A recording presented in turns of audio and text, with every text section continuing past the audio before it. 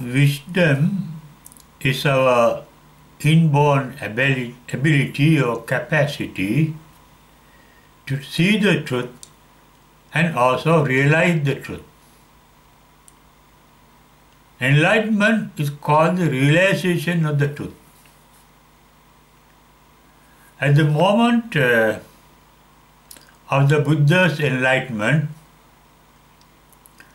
there arose wisdom, and that is referred to as Panya Uddapadi. With that, there arose the truth, Vidya Uddapadi. And thereafter arose the realization of the truth. That is, the Buddha becoming one with the truth. That is why Buddha said in the Vakkana Sutta, if you see the Buddha, you can see the truth, and if you see the truth, you can see the Buddha. That is, Buddha and the truth are one and the same. The truth that he referred to there is called Nirvana, the supreme bliss. Realizing Nirvana means, it is called Sakkacca, you become one with the truth. There is nothing, the supreme bliss, other than the supreme bliss in the Buddha after enlightenment. That means you are supremely blissful after enlightenment. It means bliss is the truth. Bliss is true. And that means misery or suffering is not true. It can be reality. It can be true at a particular moment. That is not the actual reality. Our actual reality is not dukkha but dukkha nirodha. Our original mind, intrinsic mind, is free from all suffering. Suffering is foreign to the mind. Therefore, the mind that is suffering is not the true mind or the real mind, but it is the apparently real mind because we experience suffering. This wisdom, as it reveals the truth in us, wisdom makes us virtuous, not evil. Being virtuous is our true nature. That is the truth. Not being evil. Being sensitive, to be virtuous, you have to be sensitive. Being sensitive is our true nature, but not being insensitive, being cruel, being unkind, being violent. That is not our true nature, they are foreign to us. Foreign means they are born to decay and die. One can be evil throughout, but once one is enlightened, one can be virtuous throughout. To be virtuous is to be blissful. As virtue is the actual reality in us, blissfulness is the actual reality or the truth in us. And it is referred to as Nirvana in Sanskrit and Nibbana in Pali and Nivana in Sinhala. That truth is not born to decay and die. Actual truth. If it is true, it is not ephemeral, it is not dynamic, it is not temporary, it is not impermanent. It is an ongoing eternal reality. The reality of blissfulness. Paramansukam, as said in the Buddha's language. It never grows old. Suffering can grow old. Suffering can be born and it can decay and die. And they are called conditional phenomenon or conditional phenomena. They are born to decay and die. But the supreme bliss called nirvana is not born to decay and die. It is there always eternally, according to Buddha's teaching. And that truth has no particular place or time. It is eternal and it is boundless. It is everywhere. That is why Buddha says that ultimate truth called nirvana can be seen here and now. Can be seen here means ehi passiko. Can be seen now means sanditthiko in Buddha language. Sanditthiko in Buddha's language means can be seen now. Ehi passiko in Buddha's language means can be seen here. Now and here means eternal. Every moment can be now, every place, every point can be here. Suffering can have birth, decay and death as I mentioned, but the eternal truth cannot die. It is not dead. That means it does not belong to the past. It is not born. It is not unborn. Now future is to be born. The past is dead. The truth is neither born nor dead. That is why the truth is called ajaramara, non-decaying, non-dying. That is eternal, the reality. Suffering, dukkha, is born to decay and die. They cannot last long. Not only suffering, both happiness and unhappiness are temporary. They are conditional. The ultimate truth is not conditional, not the effect of a certain cause. This wisdom with which we can realize the ultimate truth is different from knowledge. Truth is an actual reality. The knowledge is an imagination. It is a memory. What we call knowledge is a sum total of our memories, what we can remember.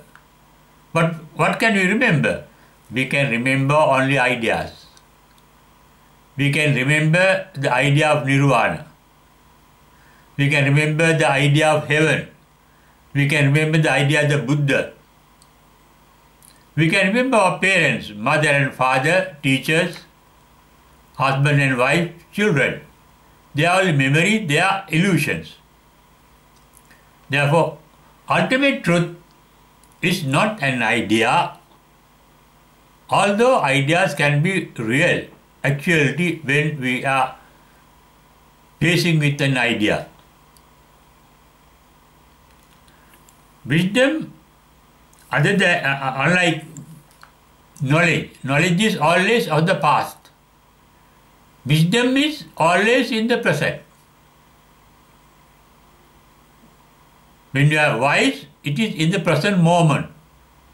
When there is wisdom, it is in the present moment. And that present moment is eternal. We can call it the eternity of the moment. Wisdom is in the eternity of the moment, the ongoing present. And that wisdom, what we call the capacity to realize and see the truth or the actual reality, is natural. We all are born, that natural means we are all born with that capacity, although it may lay hidden in us. It is intrinsic. It happens automatically, instinctively. And therefore, it is spontaneous. It comes freely, because that is our real nature, the real truth. The knowledge, on the other hand, is not inborn, it is acquired from the outside. Knowledge means the data supplied by our sense organs. All our sense organs are limited in their capacity to acquire the real nature of things. They can never sense the reality of anything or any being or any event. Our eyes are not capable of seeing everything. Our ears are not capable of hearing every sound. Our noses are not capable of smelling every smell. Our tongues are not capable of sensing or tasting every taste. So is our skin. We cannot touch and realize the reality of anything. That is why we need modern gadgets. We need microscope. We need telescope. We need telescope to see the objects far away from us. We need microscope to see the actual nature of minor things which is not near us. Because our eyes are not capable of seeing the reality of things.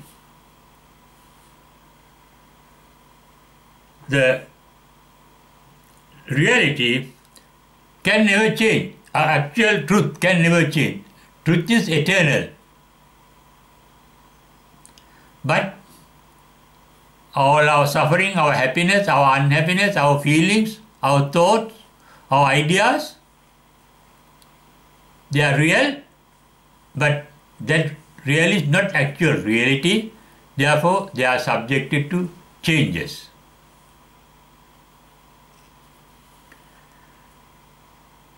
That reality is neither, or we can say reality can be both good and bad, both virtuous and evil. When we are angry, that evil nature is the reality at that particular moment. But that anger is not our true nature. The real true nature in us, in our original mind, our true nature is not anger. Anger is foreign to our mind. Our true nature can never get angry. It is it's a foreign nature. It is a borrowed nature that can become angry.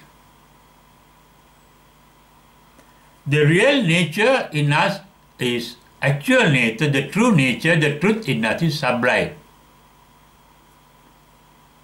And the behavior of that nature is sublime.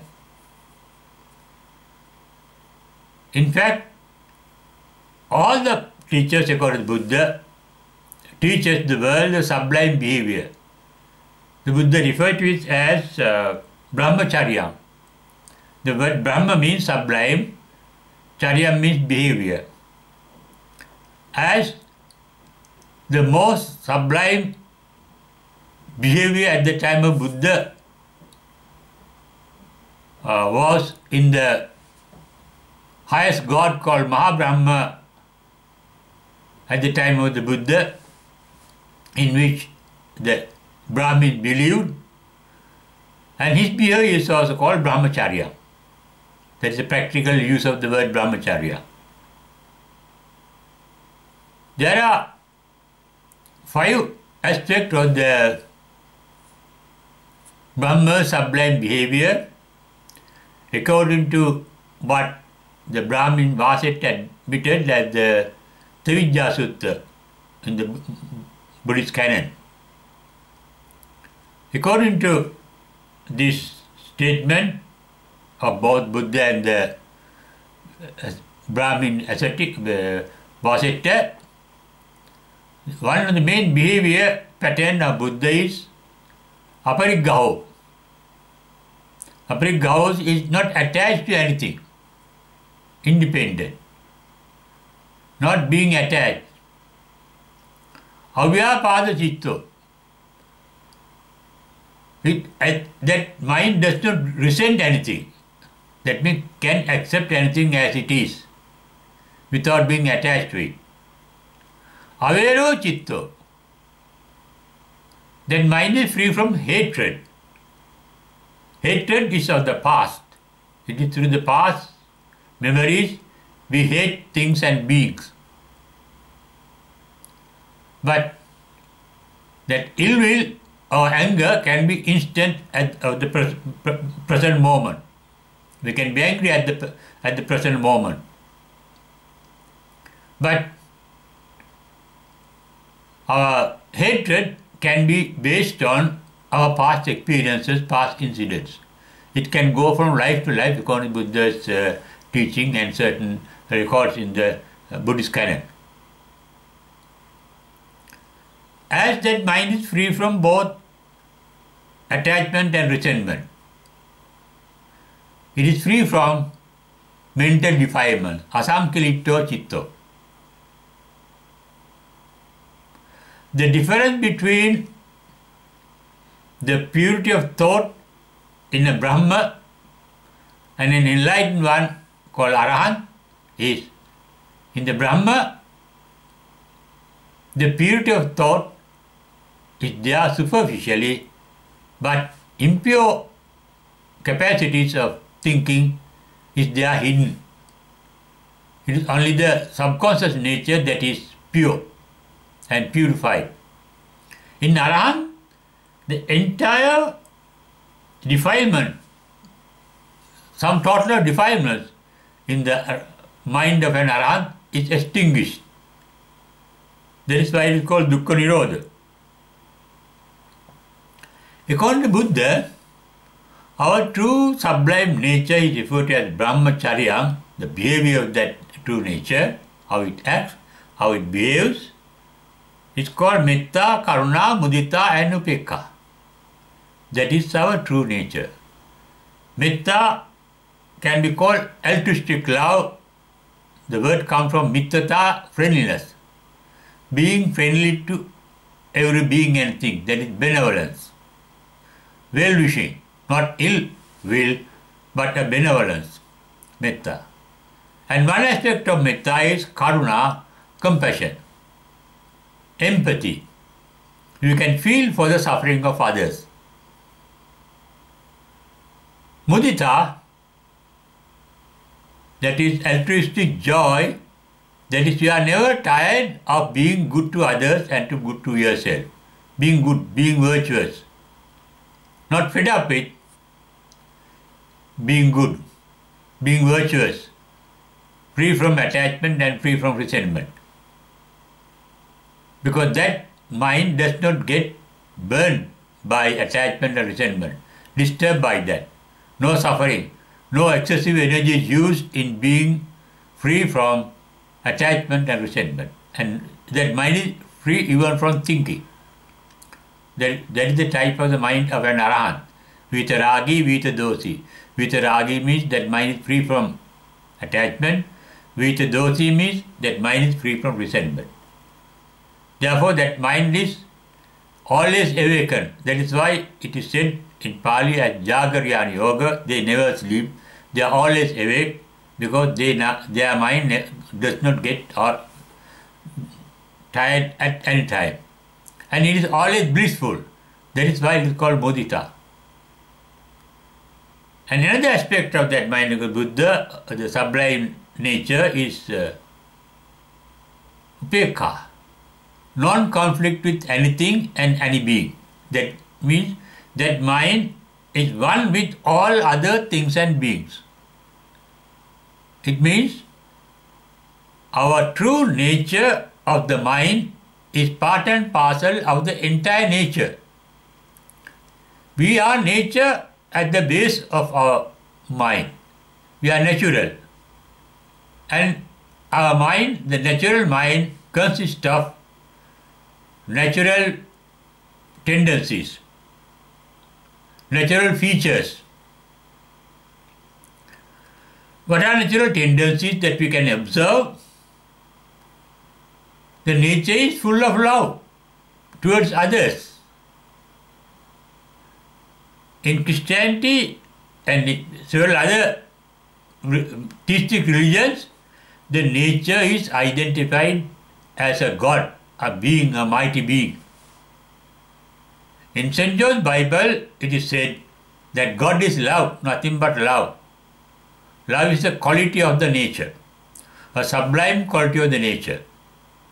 You can observe it by observing different manifestations of the nature. For example, the sun gives us light and heat, expecting nothing in return for our good. The wind brings us clouds, expecting nothing in return, and clouds give us rain, expecting nothing in return. The trees, the plants, the creepers, they grow.